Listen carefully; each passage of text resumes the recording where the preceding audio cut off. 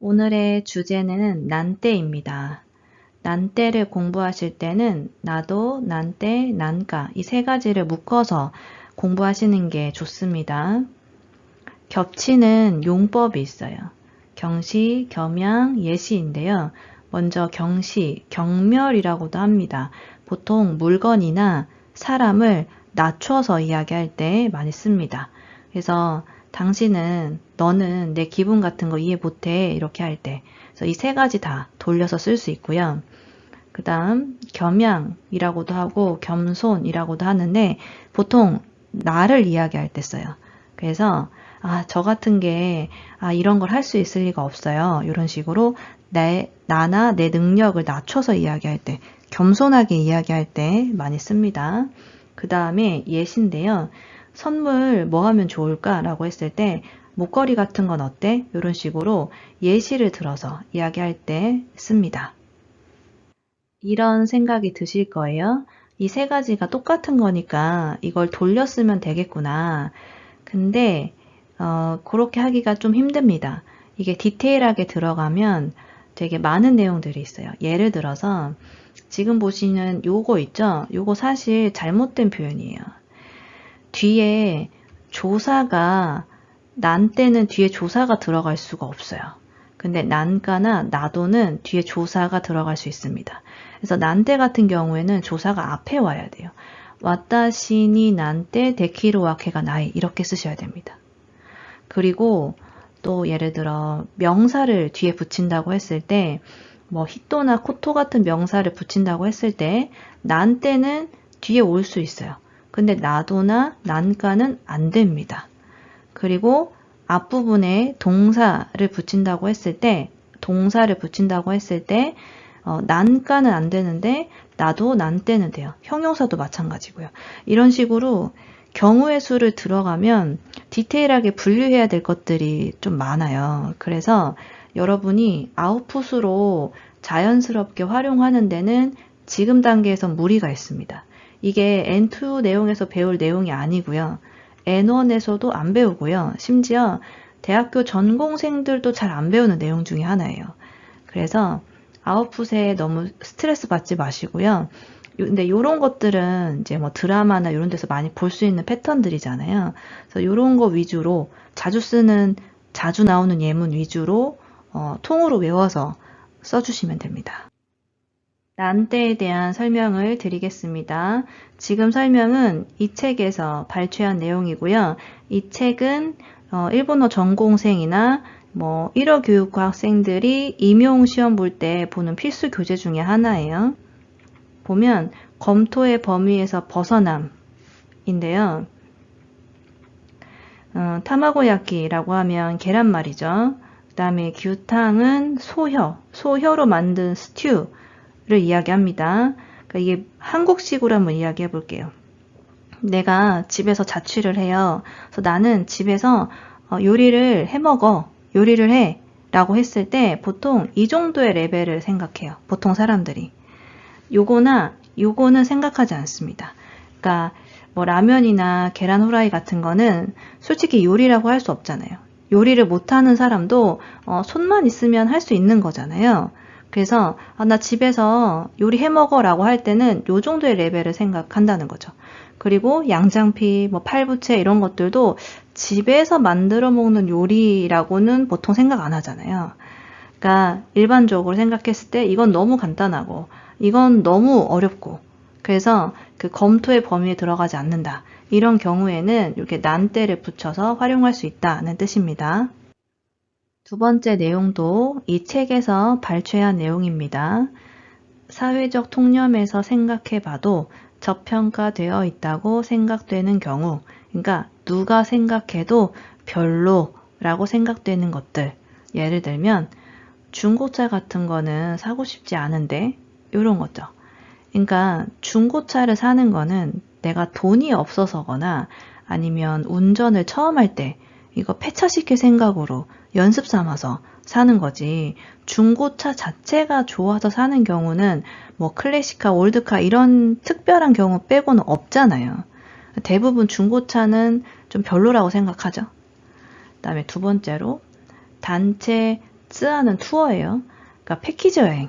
패키지 여행으로 여행을 가는 거는 쿠다라나이 코토다또 뭐 별로라고 생각해 인 거죠. 그러니까 패키지 여행을 가면 안 좋은 이미지가 조금 있죠.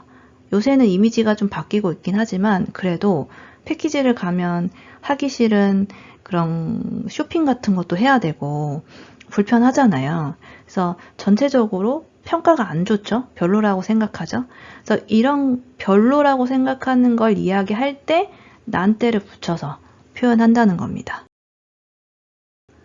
난때는 놀람의 용법이 있습니다. 얼마 전에 배웠던 토아 있었죠. 그거랑 같은 역할이고요. 토아랑 비교했을 때 난때가 구어체예요. 그러니까 말할 때 쓰는 표현이라는 거죠. 예를 들면 이게 만엔이라니 라고 할 때 쓰는 거예요. 근데 주의하실 점은 이 놀람의 용법으로 난때를 쓰실 때 명사 붙일 때 다를 넣으셔야 돼요. 물론 다를 빼고 쓰는 경우도 있긴 한데 원칙적으로는 다를 넣어서 써주셔야 됩니다. 접속이 조금 달라져요.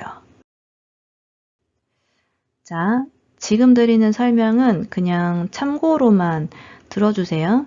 제가 생각해서 정리한 내용이에요. 물론 뭐 국내에 나와 있는 논문들을 보면 비슷한 내용이 정리되어 있을 수도 있는데 제가 논문을 다 찾아본 건 아니라서 뭐라고 이렇게 확실하게 말씀드릴 수는 없는데 어쨌든 제 생각을 정리한 겁니다. 뭐냐면 한국어로 해석했을 때 뭐뭐라고 토의 역할을 하는 것 같아요.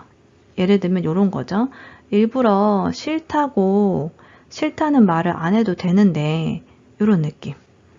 그러니까 난때 자체가 아까 경멸, 경시, 그러니까 좀 낮춰서 이야기할 때 쓴다고 했잖아요. 그러니까 싫다는 말 자체도 긍정적인 의미는 아니죠. 그러니까 그런 맥락으로 보셔도 되고요. 한국어로 해석했을 때 이게 뭐뭐라고가 돼요.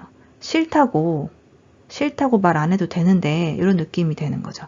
그래서 뭔가 한국인 입장에 봤을 때 이게 토랑 비슷한 거 아닌가? 라고 느껴지는 문장들이 좀 있거든요. 그래서 제가 넣어봤습니다. 그냥 이거는 참고사항으로만 들어주세요. 자, 마지막으로 주의사항 말씀드리면 나도, 난때, 난가는 기본적으로 해석을 안 한다 라고 생각을 하셔야 됩니다. 특히 직역을 안 한다. 보통 이거를 따위로 해석하는 경우가 많거든요. 근데 아까 이 용법이 3가지가 있었잖아요. 경멸, 경시만 있는 게 아니라 뭐 예시도 있었고 겸손도 있었기 때문에 이걸 따위라고 해석하면 해석도 안 될 뿐더러 이게 대체 무슨 용법으로 쓰였는지 구별이 안 될 때가 많아요. 그래서 이렇게 뭐뭐 같은 거, 예를 들면 목걸이 같은 거 어때? 이런 식으로 같은 거 이런 해석도 많이 넣어 보시고요. 그리고 기본적으로는 해석을 안 하시는 게 좋아요. 해석이 안 되는 게 훨씬 많고 그리고 아까 이 용법 3개가 있긴 했지만 이 3개 용법에 어디에 들어가는 거지? 애매한 예문들이 훨씬 더 많아요. 그렇기 때문에 기본적으로 해석하지 마시고 그냥 문장에 맞게 생략도 가능하니까 문장에 맞게 의역해 주시면 됩니다. 私なんてまだこんなに宿題が残っていて、今日中に終わりそうにないよ。 아까 말씀드렸듯이 난때 같은 거는 해석을 안 하시는 게 좋아요. 이거를 나 따위, 나 같은 거 이런 식으로 해석하시면 어색할 때가 많고 그러니까 이거는 제 생각인데 이게 난때나 난가, 나도 같은 것들이 한국어에는 거기에 딱 1대1로 매칭하는 단어가 없고 말하는 사람의 억양으로 뉘앙스를 전달하는 느낌이 강한 것 같아요. 예를 들면 이런 것도 약간 짜증나는 목소리로, 약간 우울한 목소리로, 나는 오늘 중으로 안 끝날 것 같아. 이렇게 얘기하는 거잖아요. 그러니까 이 뉘앙스를 한국어는 억양으로 좀 나타내는 경향이 있지 않나 생각을 합니다. 이건 제 생각이에요. こちらなんていかがですか？お似合いだと思いますよ。 여기서도 이런 거를 따위 이렇게 해석해버리면 문장이 되게 이상해져요. 어떤 권유를 하는데 따위를 권유하는 건 이상하잖아요. 그러니까 따위 이걸 좀 머릿속에서 지워주셨으면 좋겠고 여기서는 이제 예시를 드는 거죠. 이런 건 어떠세요? 예시를 드는 겁니다. お母さんの誕生日ならネックレスなんていいんじゃない？ 이것도 예시죠? 목걸이 같은 거 괜찮지 않아? 이러면서 선물의 예시로 이야기하는 겁니다. この花なんてどう？すごく綺麗だと思わない？ 요것도 예시죠. 그래서 예시 같은 용법은 딱 보면 패턴이 있잖아요. 뒤에 도 이런 게 들어가죠. 그래서 이런 거는 패턴화해서 외워주시면 충분히 사용할 수 있습니다. 今度の冬休み、みんなで温泉地なんてどうかな？ 다 같이 온천 같은 데는 어때? 요것도 예시죠. わざわざお礼なんて言ってもらわなくても、十分気持ちは伝わっているよ。 아까 처음에 설명할 때 난가, 난때 이런 거는 아웃풋으로 말할 때 활용하기가 좀 까다롭다라고 했었잖아요. 그래서 자주 나오는 패턴으로 보시는 게 좋은데 좀 전에 보셨던 뒤에 도 이런 패턴이라든지 아니면 이렇게 이유 동사 활용하는 패턴들도 종종 볼 수 있거든요. 그래서 여기 보면 일부러 감사 인사 같은 거 말 안 해도 되는데 이런 느낌이죠. わざわざ嫌いなんて言わなくてもいいのにね。 여기도 보면 이제 이유 동사가 붙었습니다. 그래서 일부러 싫다고 말 안 해도 되는데 이런 느낌이죠. 一人で大丈夫なんて言っているけど、実際は大変なんじゃないかな？ 혼자서도 괜찮다고 말하고 있지만이죠. 여기도 지금 이유 동사가 붙었죠. 그래서 아웃풋 할 때 까다롭긴 하지만 이런 식으로 패턴화되어 있는 것들 먼저 내가 익숙해질 수 있게 연습을 해주시고 확장시켜 나가시는 게 좋습니다. 連休に遊園地なんて、混んでいるだけだよ。